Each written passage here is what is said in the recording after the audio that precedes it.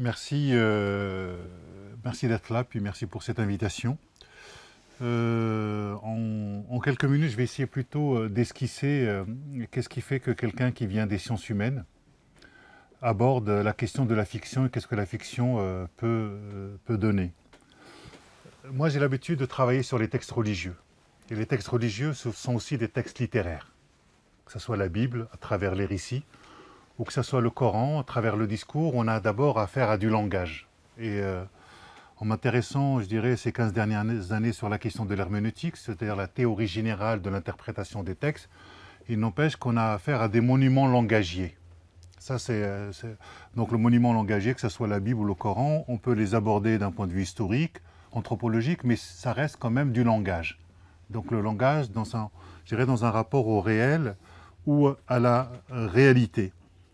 Et ce qui est très intéressant, c'est quand on aborde les textes religieux d'un point de vue littéraire, quand on travaille la question du style, la question de la rhétorique, par exemple, en ce qui concerne le Coran, tout le travail qui a été fait par Michel Kuiper sur la rhétorique sémitique, sur l'organisation du discours, sur le sens, sur les effets de sens, on en vient, je dirais, assez rapidement à cette question du pouvoir de la fiction, c'est-à-dire que les textes, quels qu'ils soient, projettent ce que Gadamer appelle la chose du texte, un monde, et que c'est un monde qui est habité. Et si on doit parler d'un point de vue, je dirais, religieux, la question c'est comment on passe d'un concept de révélation à un texte révélateur. C'est-à-dire que la révélation, c'est ce qui est amené, j'irai devant. Et je pense que c'est véritablement, en tout cas à partir de ce cadre-là, d'un point de vue théorique, que j'en suis arrivé à cette idée de la fiction qui s'est imposée. La fiction, d'abord, elle s'est imposée à travers un travail qui s'appelle Lettre à Nour, qui a été porté au théâtre, qui est un échange épistolaire entre un père et sa fille, une fille érudite, mais qui décide un jour de partir à Fallujah, de rejoindre l'État islamique, et de là-bas, elle écrit à son père. Mais ce travail-là, qui est est lié d'abord à un travail, je dirais, universitaire. C'est-à-dire que moi, ce qui m'intéresse, c'est comment aujourd'hui, lorsque on essaye je dirais, de trouver un cadre théorique sur lequel on va aborder une thématique d'un point de vue conceptuel, comment la traduire avec ce que j'appelle une rhétorique du sensible. Voilà, parce que la littérature, c'est une rhétorique du sensible. Et même, j'ai envie de dire que lorsqu'on écoute le Coran, il y a aussi une rhétorique du sensible. À un moment, je dirais, le cœur et les émotions peuvent être saisis. Donc j'essaye à chaque fois de réfléchir d'abord d'un point de vue conceptuel, et ensuite je me dis comment je vais le traduire d'un point de vue de la littérature, ou d'un point de vue, je dirais, du texte. Donc Lettre à Nour est issue d'abord d'un travail universitaire pendant 1 an et demi, avec la rencontre des djihadistes. Le dernier, qui s'appelle Ainsi parlait ma mère, il est parti d'abord d'une commande d'un texte il y a à peu près 2 ans sur la mer. Donc voilà, c'était venu comme ça. Sur cette question de la mer, il n'y avait pas tous les éléments, il y avait simplement, je dirais, quelques pages. Et la question de la vieillesse, la question de la vulnérabilité, la question de la reconnaissance m'intéressait énormément. Et donc j'ai voulu aborder cette question de la vieillesse, moi-même qui vois mes parents vieillir. En tout cas, c'est pas quelque chose d'autobiographique. J'ai fait exprès de l'installer en Belgique et pas en France. J'ai une grande famille qui est beaucoup plus nombreuse que, je dirais, la famille ici. Et je ne suis pas professeur de littérature, mais plutôt d'islamologie. Oui, donc c'est pour montrer que, en tout cas, il ne s'agit pas de mon histoire. Mais il y a quelque chose qui m'intéresse, c'est la question de la reconnaissance. Comment faire pour que chaque vie soit estimée, au sens d'estime, hein, c'est-à-dire de ce que Ricoeur appelle l'estime de soi et l'estime de l'autre. Et seule la narration, me semble-t-il, permet de donner une cohérence à une existence. C'est-à-dire que tant qu'il n'y a pas le récit, tant qu'il n'y a pas ce qu'on appelle cette identité narrative, il est très difficile de pouvoir saisir sa propre existence. Et j'ai voulu, en tout cas, installer un narrateur qui va d'abord, qui est un transfuge de classe, c'est-à-dire que il a réussi à devenir, à transcender sa condition historique, qui est celle, en tout cas, de ses parents qui sont ouvriers, et ils accèdent à l'université. Donc, pour montrer un peu le décalage, le décalage entre l'imaginaire et la connaissance de ce fils-là, et sa mère qui, elle, ne maîtrise pas suffisamment, en tout cas ne sait pas ni lire ni écrire. Voilà. Et on voit bien que c'est un roman aussi, je dirais, c'est aussi quelque chose d'une littérature sociale, parce qu'elle traduit, je dirais, des inégalités sociales, elle traduit des frontières qui sont souvent infranchissables, face à une première génération qui a été dans l'exil intérieur par la langue et un exil extérieur de par le fait qu'elle se soit, je dirais, qu'elle ait quitté les pays d'origine. Voilà. Donc comment cette mère-là va devoir faire pour élever ses 5 garçons, parce que le père est mort, alors qu'elle ne maîtrise pas du tout la langue française. Donc j'essaie de montrer comment elle s'approprie un monde. Et elle va s'approprier ce monde-là à travers deux phénomènes. Tout d'abord à travers Balzac, Peau de chagrin, qu'elle connaît par cœur. C'est le seul texte qu'elle connaît par cœur. Elle a appris à le connaître par cœur, et à travers la chanson populaire. Pourquoi Balzac? Parce que, à travers Balzac, en tout cas dans Peau de chagrin, c'est un roman philosophique qui pose la question de l'articulation entre le désir et la longévité. Et globalement, Balzac pose en disant il y a 3 types de désirs. Il y a le désir, le vouloir, le pouvoir et le savoir. Il dit que le pouvoir vous détruit, le désir vous consume, seul le savoir vous permet d'avoir une longévité en termes, je dirais, de vie. Mais c'est aussi cette idée que l'on retrouve notamment dans Les Mille et une nuits, c'est-à-dire cette capacité à raconter qu'a Sherazade pour justement ne pas mourir, c'est-à-dire la littérature, en tout cas, comme espace d'extension de l'existence. Et ce fils-là, lui lit, en tout cas chaque soir, des extraits de Peau de chagrin et ces extraits-là font l'objet de discussions très intenses entre ce fils et cette mère, parce que il a cette phrase, il dit à un moment, je n'ai jamais compris le parcours migratoire de mes parents, nous avons vécu ensemble, mais jamais en même temps. Et d'un seul coup, le fait qu'il puisse lui lire, elle qui est issue d'abord de la culture orale, donc elle a une mémoire, c'est-à-dire c'est toute une culture orale qui a été disqualifiée par la culture écrite. Or, pendant très longtemps, les sociétés ont vécu de par la mémoire. Et donc, pour moi, c'était important de réhabiliter cette sagesse qui est liée d'abord à la mémoire orale. Mais comme c'est un transfuge de classe, il a du mal à accepter parfois que sa mère puisse aussi avoir une connaissance fine de la psychologie humaine, de Raphaël, je dirais, de Valentin. Et donc, il a parfois une position, une posture de savoir académique qui finit par écraser tout autre type de savoir qui n'est pas le savoir académique. Donc, et en fait, il découvre qu'il ne connaît pas très bien sa mère. Et donc, c'est la question de la vulnérabilité qui va lui faire découvrir sa mère. Et qu'est-ce que c'est que la vulnérabilité? C'est ce n'est des capacités empêchées. Cette mère qui a 93 ans, il veille sur elle. Et à un moment, il est obligé aussi de lui faire la toilette. C'est la toilette intime. D'un seul coup, il y a quelque chose qui va se jouer au niveau de la pudeur. Et il découvre que sa mère a un corps, que sa mère a été une femme et que sa mère a eu des désirs, ce qui est impensable pour lui. Et donc, dans cet espace-là, il va pouvoir raconter sa mère, et le fait qu'il puisse raconter sa mère à travers le récit qu'il en fait, lui permet de revisiter dans un espèce de retour réflexif sur sa propre existence. Et il se remémore un certain nombre, je dirais, de souvenirs de l'accent de sa mère devant les professeurs. Sa mère, pour aller voir les professeurs, demandait souvent à une voisine un moment je dirais, de lui apprendre une phrase pour qu'elle puisse la répéter au professeur. Et donc, pendant toute la nuit, elle répète cette phrase-là. Simplement, lorsqu'elle arrive, elle a cet accent-là. Et le gamin, le narrateur, a honte de sa mère, de l'accent de sa mère. Et plus tard, quand il découvre qui est véritablement sa mère, c'est-à-dire cette femme qui a été invisibilisée, cette femme à qui on n'a pas donné la parole pour se dire, pour exister, il dit « j'ai honte d'avoir eu honte ». Et cette question de la reconnaissance, pour moi, elle est fondamentale parce qu'elle dit l'existence des êtres, c'est-à-dire c'est une femme qui n'a jamais parlé de ses chagrins, qui n'a jamais, en tout cas, qui n'a pas étalé ses souffrances et qui n'a pas fait de ses souffrances une identité. C'est en écrivant vraiment ce texte-là que je me suis rendu compte que beaucoup de gens aujourd'hui s'enferment dans leur identité comme souffrance.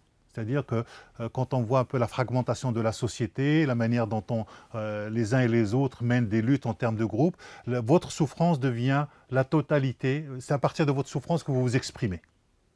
Et donc, du coup, ça demande que les souffrances des uns et des autres soient reconnues, que le narratif de l'un et de l'autre soit reconnu. Simplement, cette mère-là, elle n'avait qu'un seul objectif, c'était d'abord que ses enfants réussissent. C'était ça, je dirais, globalement son objectif. Elle ne s'est pas étalée sur ses souffrances. Et c'est pour ça que j'ai mis cette citation de Marcel Pagnol qui est dans le texte, qu'on le retrouve dans Le Château de ma mère, qui dit « Telle est la vie des hommes, quelques joies très vite effacées par d'inoubliables chagrins, il n'est pas nécessaire de le dire aux enfants. » Et je trouve que cette question je dirais, de la souffrance du dire ou de ne pas dire, marque beaucoup de jeunes aujourd'hui, soit parce qu'on a trop dit, soit parce qu'on n'a pas assez dit. Et donc du coup, quand on n'a pas assez dit, il y a toute une convocation d'un imaginaire de la souffrance, avec une quête de souffrance, je dirais, de procuration. Donc il raconte aussi des scènes d'humiliation. Et puis il y a cette phrase, on peut guérir d'un coup de lance, mais on ne guérit jamais d'un coup de langue. Vous voyez, donc c'est-à-dire comment la parole, qui doit être créatrice, peut humilier, et que les humiliations préparent toujours les violences, je dirais, de demain. Donc on raconte le parcours de cette femme qui traverse le temps, l'histoire, et qui se retrouve à aimer Sacha Distel. Elle a tous les samedis soirs, elle est devant la télé, et dès qu'elle voit Sacha Distel, Dalida, Charles Aznavour, ces gamins lui font apprendre les chansons, et le narrateur dit « Je crois que c'est ma mère qui a inventé le karaoké ». Et Sacha Distel, il y a cette scène que je raconte, où pour ses 50 ans, ses enfants décident de lui offrir la possibilité d'aller voir Sacha Distel sur scène. Et elle chante Sacha Distel, puis Sacha Distel la reconnaît et il la fait monter sur scène pour chanter avec lui. La chanson, c'est La vieille dame, voilà. Et la chanson dit « Quand on est vieux, on a besoin de ses enfants pour finir le chemin ». Et d'un seul coup, il découvre que les gens applaudissent sa mère, que les gens ne font absolument pas du tout attention à l'accent, je dirais, de sa mère. Et je dirais que c'est un texte sur la gratitude. C'est-à-dire comment on dit merci à ceux qui nous ont portés.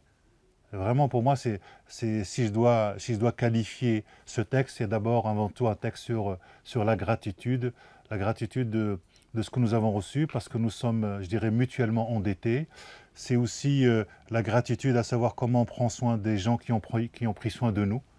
Et ça pose aussi la question de la mort, comment on devient aussi parfois les parents de ses propres parents, comment il y a quelque chose qui s'inverse et qui ouvre un espace qui jusque-là était vraiment impensable. C'est une question aussi de mémoire, je dirais, de récit et d'histoire. Je m'arrêterai là, sinon je peux continuer pendant très longtemps là-dessus. Merci. C'est important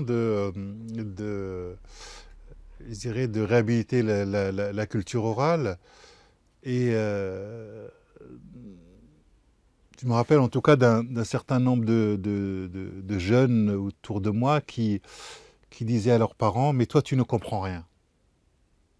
C'est-à-dire, d'un seul coup, le fait de ne pas maîtriser la langue française, ils étaient disqualifiés. C'est-à-dire, non seulement l'école les disqualifie, mais leurs enfants les disqualifient. C'est-à-dire, il y avait tout un pan entier de leur culture qui est disqualifié. Et c'est pour ça qu'à un moment, le narrateur dit que l'école inclut autant qu'elle exclut, et les parents étrangers sont les premières victimes.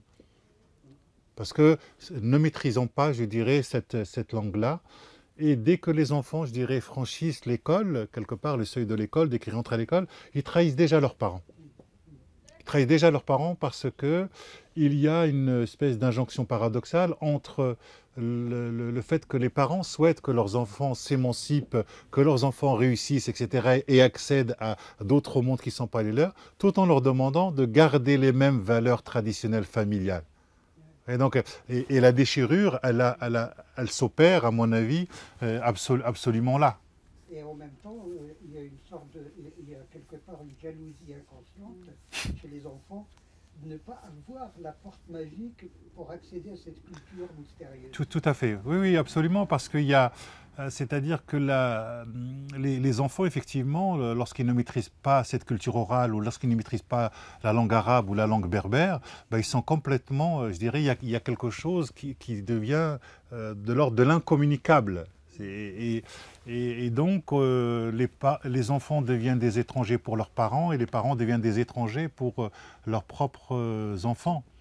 Et ça, c'est une violence quand même qui est assez, je dirais, assez incroyable, mais on en prend, je dirais, conscience quand on a soi-même des enfants. Quand on est jeune, le narrateur dit il a toujours vu trimer sa mère et pour lui, c'est tout à fait normal qu'elle trime. Ouais, donc, et en même temps, elle a cette sagesse-là, parce que dans une discussion avec une voisine, il y a une voisine qui lui dit, vous savez, les enfants, on les a 9 mois dans le ventre, 3 ans sur les bras et toute la vie sur le dos. Vous voyez, et en même temps, il y a cette...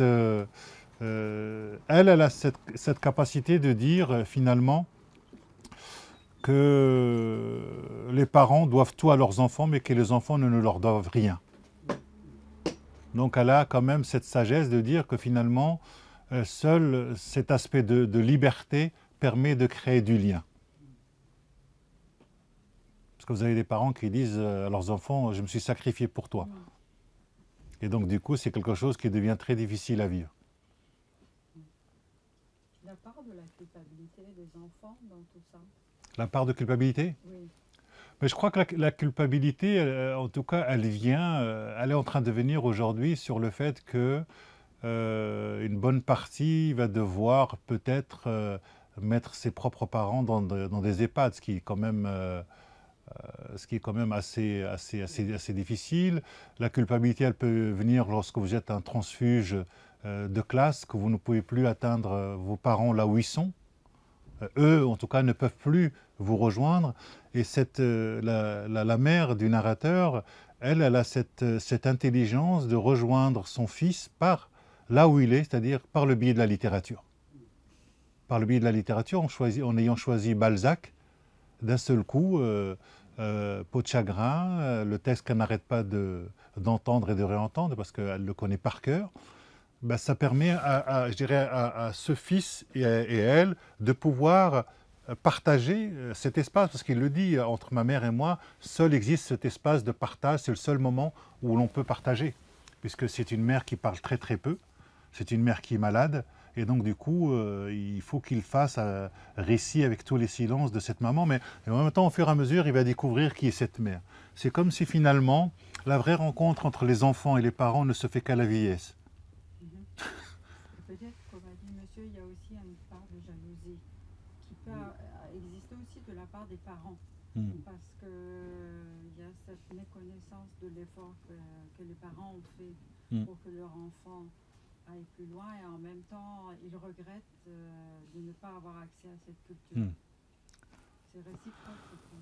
Oui, oui, c'est certainement vrai dans certains cas, pas dans d'autres. Moi, je pense que ça dépend des parcours, je dirais, individuels dans la manière dont les gens se construisent. Mais c'est vrai que ça pose la question intergénérationnelle et notamment une première génération qui est en train de partir et dont on n'a pas beaucoup récolté. On a récolté des récits au moment où ils sont venus travailler. Mais on n'a pas récolté des récits à partir du moment où ils sont à la retraite et qu'ils sont en train de partir et se posent la question de la mort et le fait que tôt ou tard nous serons tous orphelins. Donc du coup il va falloir vivre aussi avec cette absence-là. En tout cas, moi j'ai eu l'occasion il n'y a pas si longtemps de me retrouver à Molenbeek dans un cours d'alphabétisation. Et j'avais l'impression que ce que j'avais écrit se retrouvait en face. Et c'était des femmes qui... la plupart, c'est de la culture orale, la plupart sont en train d'apprendre, certaines savent mieux lire et écrire.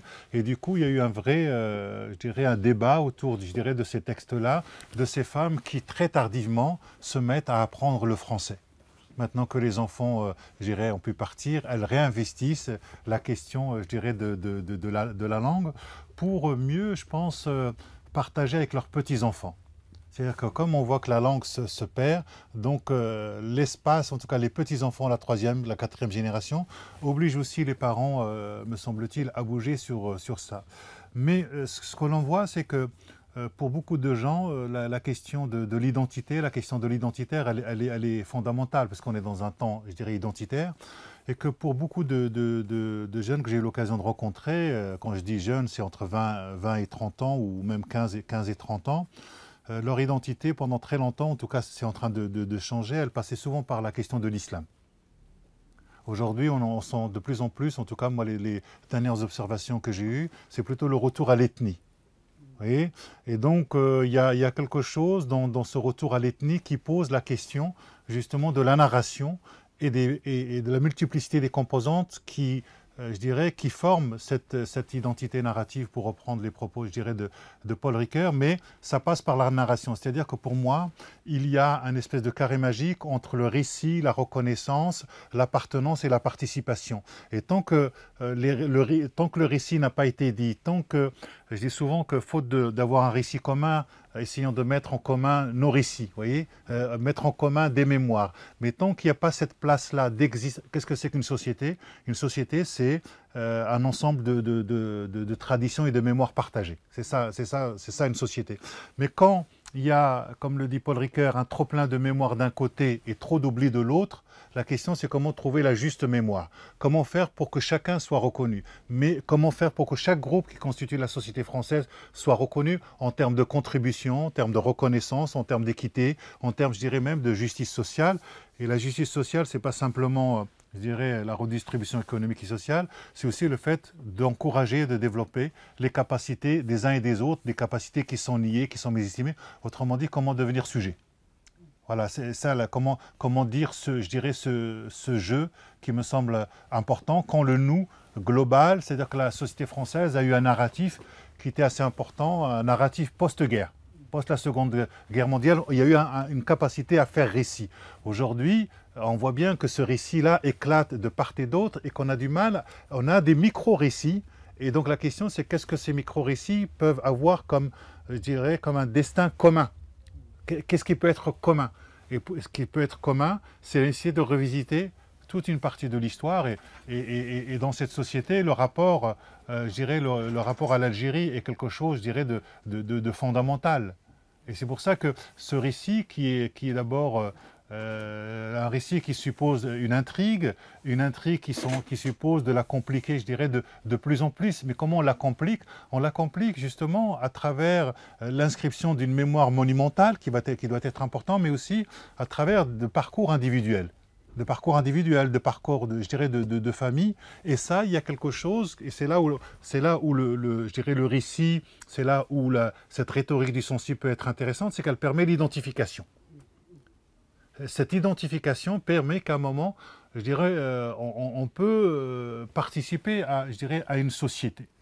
C'est-à-dire que, par exemple, Nora avait travaillé sur les lieux de mémoire de la société française. La question, c'est qu'est-ce qui permet à l'ensemble des individus aujourd'hui en France de pouvoir s'identifier à la société française?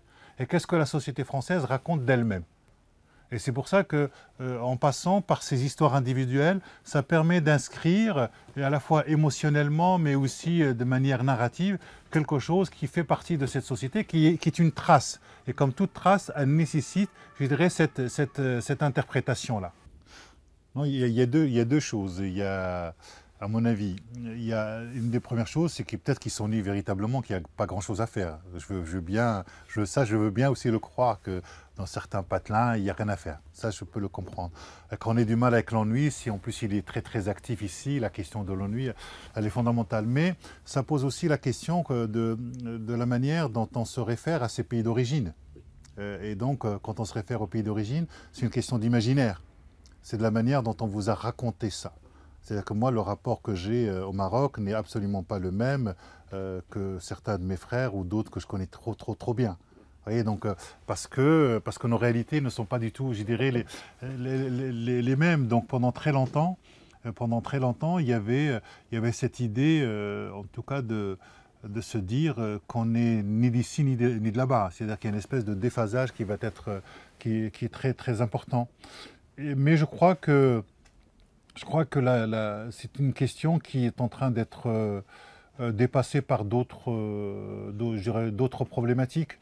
Mais il est clair que plus ça va, plus en fait on a des enfants qui maîtrisent de moins en moins la langue arabe, le dialectal, la culture. Mais ça montre bien que le pouvoir d'assimilation de la société française fonctionne très très bien, contrairement à ce que l'on dit. C'est-à-dire que si on regarde ce qui se passe aujourd'hui dans les communautés dites maghrébines sur le rapport à la langue, et si on regarde ce qui se passe au niveau des Turcs, là on est vraiment, c'est le jour et la nuit. Et il ne faut pas oublier que la France, par exemple, c'est le pays où il y a le taux de mariage mixte le plus fort d'Europe. Ouais. Ça, c'est des choses donc c'est pour ça que, en fait, le mélange a lieu. Hein. Est-ce que ça dure après bah, ça se transforme. Mais en tout cas, moi, ce qui m'intéresse, c'est comment on donne voix au chapitre à des gens qui ont été privés de parole, parce que nous ne maîtrisons pas la langue. Vous voulez dire que cette question était hors sujet? Pas du tout, loin de là. C'est sur la question de la transmission. C'est exactement ce que vous dites, c'est-à-dire la transmission de la cuisine, qui est une forme, je dirais, de transmission qui passe pas par la parole, qui passe par d'autres éléments. Mais je crois que c'est lorsqu'on vieillit un peu qu'on a finalement ce retour réflexif sur soi, et c'est ce qu'il fait. C'est ce qu'il fait, et quand il découvre finalement qu'il ne connaît pas sa mère. Il le dit, me suis-je vraiment intéressé à elle? Et d'un seul coup, la maladie, la vulnérabilité va être cet espace-là, je dirais, de rencontre. Mais c'est un espace de rencontre qui va se faire à travers non seulement les souvenirs qu'il a de sa mère, ce que peuvent dire les voisins de sa mère, parce que là aussi, ça veut dire que les gens autour, les voisins, ils se rendent compte que sa mère a une vie en dehors du fait, parce qu'il a cru que sa mère n'était que sa mère et que pour eux, qu'en dehors, il a oublié que c'était une femme qui avait une vie sociale, donc il y a des amis qui viennent, je dirais, parler d'elle, mais c'est très intéressant, ça veut dire qu'en fait l'identité de quelqu'un, la narration de quelqu'un, ce que l'on peut dire de quelqu'un, ce que l'on peut dire de soi est toujours inachevé, et que d'autres ont aussi une autre perception, une autre représentation de nous-mêmes. Et donc c'est intéressant de passer d'un récit complètement à un autre qui vient le nourrir, d'où la nécessité de compliquer ces intrigues, parce que finalement l'être humain est quelque part inaccessible. C'est-à-dire qu'on peut faire le récit, on tente toujours de s'en approcher, mais ce qu'il est réellement, on n'y a pas accès. Lui-même n'y a pas accès. Et donc d'où la nécessité de raconter, de continuer à raconter autrement, et d'autres histoires pour essayer d'avoir une espèce de panorama d'existence qui ont traversé, je dirais, la vie des uns et des autres. Mais la question de la reconnaissance, pour moi, qui passe par le récit, par le rapport à la langue, est quelque chose de fondamental, parce que sinon ça se répercute sur les autres générations, et les silences familiaux et les secrets de famille finissent tôt ou tard par sortir, et de manière quasi violente. Mais croyez-vous que cela soit dû à l'absence du même langage? Je crois que même dans un pays de toutes les générations, vous avez des silences qui existent malgré la langue commune. Enfin, mais dans les familles, si on regarde, on a des gros soucis de cette sorte. Oui. Et pourtant, c'est un pays avec une langue. Et tout le monde parle pareil. Oui, sauf que là, il y a quelque chose qui est multiplié. Si on regarde bien, le fait, par exemple, d'avoir travaillé sur Daesh, les discours que j'entendais chez un certain nombre de djihadistes montraient qu'il y avait un double silence. D'abord, un silence familial où l'histoire familiale n'a pas été racontée. Ouais, donc il y a un silence familial. Ensuite, vous avez un silence étatique qui n'a pas suffisamment pris en compte cette histoire-là, qui ne l'a pas suffisamment racontée. Voyez, donc la question de l'estime, elle se joue là-dessus. Ce double silence traduit une colère chez des jeunes, et cette colère va être alimentée par une quête d'une souffrance par procuration. Ça va passer par Daesh, ça va passer par l'islam, ça va passer par l'islamisme. Et tant qu'on n'a pas été capable finalement de raconter, de désislamiser, mais de raconter les histoires des uns et des autres pour partager cette mémoire commune, on n'y arrivera pas. Parce que la question du récit, c'est ce qui permet de donner une cohérence à une existence. C'est ce qui permet de donner une cohérence à une communauté. qu'elle soit culturelle, qu'elle soit religieuse ou autre, mais qu'on ne peut pas se passer, me semble-t-il, du récit, de la parole, de la narration. Et à l'heure des réseaux sociaux qui fragmentent les récits, à l'heure des images, etc. Donc comment continuer à transmettre parce que pour qu'il y ait transmission, il faut qu'il y ait quelqu'un qui a envie de transmettre, puis il y en a un qu'il faut qu'il soit là pour recevoir, c'est, je dirais, cette transmission-là, ensuite pour en faire autre chose. Simplement, aujourd'hui, il y a une crise de la transmission, qu'elle soit religieuse, qu'elle soit au niveau de l'école. On voit bien qu'on a de plus en plus de mal à transmettre un certain nombre de choses. Et donc, du coup, c'est pour ça que raconter l'histoire de cette vieille dame, et notamment dans ce rapport à la vieillesse, ce n'est pas simplement une question qui est liée à l'immigration, c'est une question universelle, cette question de la vulnérabilité. C'est pas, je veux dire, j'aurais pu choisir une autre dame, il s'avère que là, elle s'approprie une langue et une culture à travers Balzac et la variété du samedi soir, où elle a l'impression véritablement d'être heureuse. Mais c'est très intéressant de voir que cette femme n'a pas fait de ses souffrances une identité. Et je trouve ça important aujourd'hui par rapport à ce qui se passe, je dirais aujourd'hui, où l'identité se dit à partir de la souffrance des êtres. Ah, ça, c'est un autre chantier. Ça, c'est un autre chantier.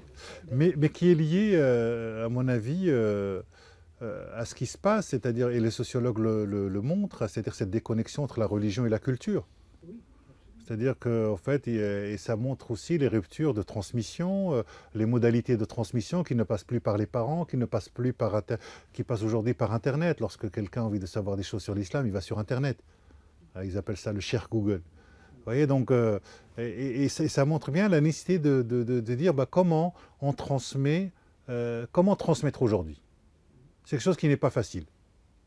Quand on est travaillé par autant de discours, comment on transmet? Et c'est quelque chose qui n'est pas facile parce que c'est une problématique intergénérationnelle. Et en tout cas, moi, je pense que le théâtre, le cinéma, la fiction, à travers la littérature, sont des espaces où on peut partager du commun, parce que ce sont des questions existentielles. Et ça, on peut les partager. C'est ce qui permet d'humaniser, je crois. Les concepts permettent d'entrer dans un système théorique pour tenter d'expliquer un certain nombre d'éléments. Mais aujourd'hui, je crois que si on veut que les gens comprennent un certain nombre de choses, il faut repasser par cette question du sensible. La question du sensible, moi qui travaille sur le Coran, elle est complètement là. C'est-à-dire, qu'est-ce qui fait que des gens qui ne comprennent absolument rien, je dirais, à l'arabe, puissent être saisis par une récitation? Si ce n'est pas l'esthétique de la littéralité même, je dirais, du Coran. Vous savez, le Coran et la Bible, ce sont deux grandes fictions. Hein, il y a la fiction de Dieu, qui est très importante, puisqu'il parle, fiction au sens de représentation, hein, il se donne en représentation, et c'est cette représentation qui fait vivre les gens. Mais on est toujours dans le monde de la représentation, et la représentation permet de reconfigurer des possibles. C'est-à-dire que le texte, quel qu'il soit, de littérature ou religieux, pour faire le parallèle, parle à l'imagination du lecteur. C'est parce qu'il parle à l'imagination du lecteur qu'il réouvre des possibles. Hein. Ricoeur, il dit qu'on passe du texte à l'action en passant par l'imagination. Et qu'aujourd'hui, nous sommes en panne d'imagination. Et qu'un bon texte, c'est un texte qui vous parle aux tripes. Mais on est en panne de philosophie, il faut réhabiliter la philosophie, et la philosophie investie dans le quotidien. Mais je crois qu'il faut réhabiliter le fait que tous les êtres sont vulnérables. Je pense que si les gens acceptaient leur vulnérabilité, si plus de gens acceptaient d'être plus tolérants vis-à-vis de l'incertitude, ben, nos vies se porteraient beaucoup mieux. Je ne veux pas, voilà, j'ai pas envie de parler plus, allez-y.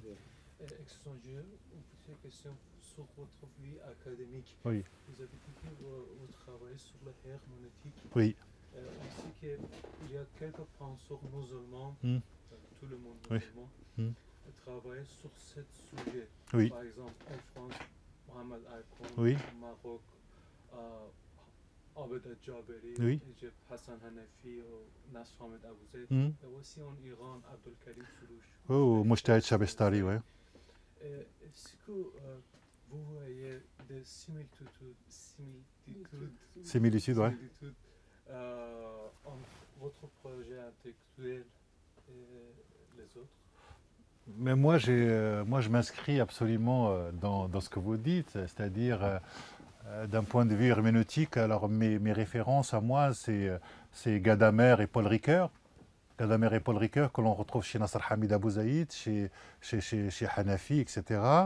Et ensuite, il y a Foucault et Derrida que l'on va retrouver chez un certain nombre, je dirais, d'auteurs. Moi, j'avais écrit en 2004 Les Nouveaux Penseurs de l'Islam, et ça parlait d'Abdel Karim Sorouch, de Fazlur Rahman, le Pakistanais, d'Abdel Majid Sharfi, le Tunisien, de Nasr Hamid Abou Zaïd que j'ai connu, et de Mohamed Harkoun que j'ai accompagné pendant 17 ans.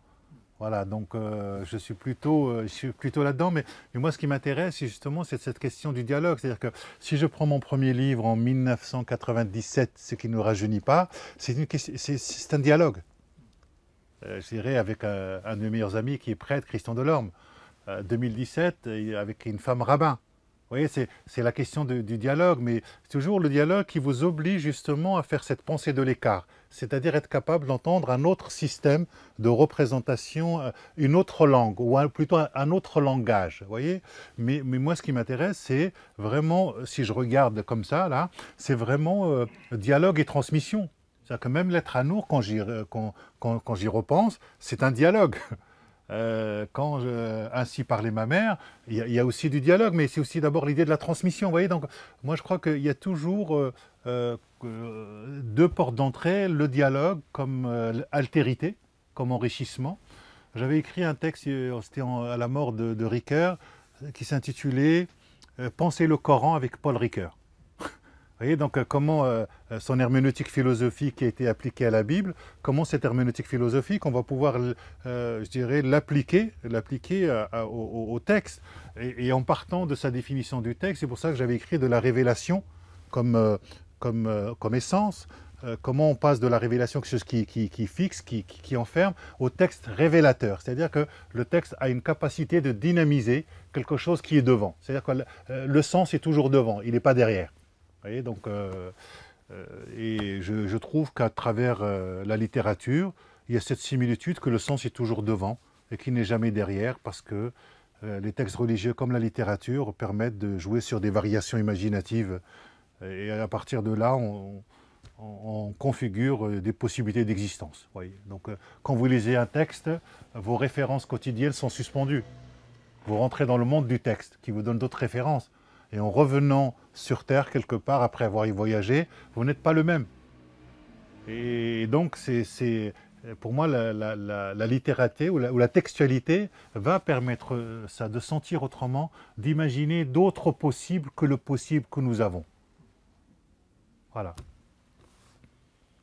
Merci. Merci à vous. Bravo.